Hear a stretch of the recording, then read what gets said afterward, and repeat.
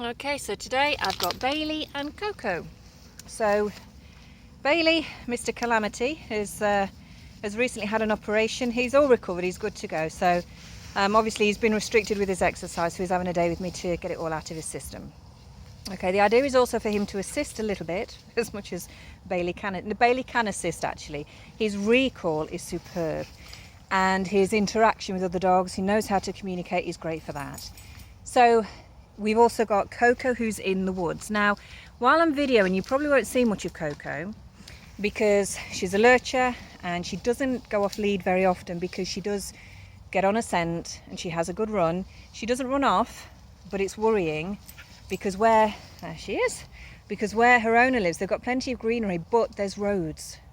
So she can have a good run, you know, a good way, but there's a road there, and it's a worry. It's a worry for the owner. So she is reluctant, and she picks her spots where to let her off, which is fine, and you've got to be sensible about this. However, the flip side of that is if the dog becomes too familiar where she is, familiar with the environment that she's in, and knows her way home, she's going to ignore you anyway because she knows where she is. So we do always still want to be going to as many different places as we possibly can. And anyway, today my job is to have Coco off lead, to assess the recall and work on the recall. And also she's reluctant about staying still for very long when she's out and about. And most dogs are like that. So while she's in the wood over there, which you probably can't see through the camera, we'll just watch Bailey doing what Bailey does with sticks. So she doesn't like staying still. Now most dogs won't, because when you're out in the open, this is where danger is, and they have to have complete trust in you and confidence in you, so that when you stand still, they're like, oh, it's okay, it's safe, is it? Okay, we'll stand still. Whereas if they're still not 100% sure, hello my darling, how you doing? If they're not 100% sure, then the last thing they want to do is keep still, because they're, as I say, they're basically a sitting duck. That's where anybody can attack them, predators can approach, you know, they're dead. So they have to have that trust and confidence in you. So when you say it's safe to stand still, they're like, yeah, okay, I know, you've got this, that's cool. Now we can very easily mess up that confidence by giving the dog too much attention. So we can try and interact with them a little bit too much. We can try and get them to play.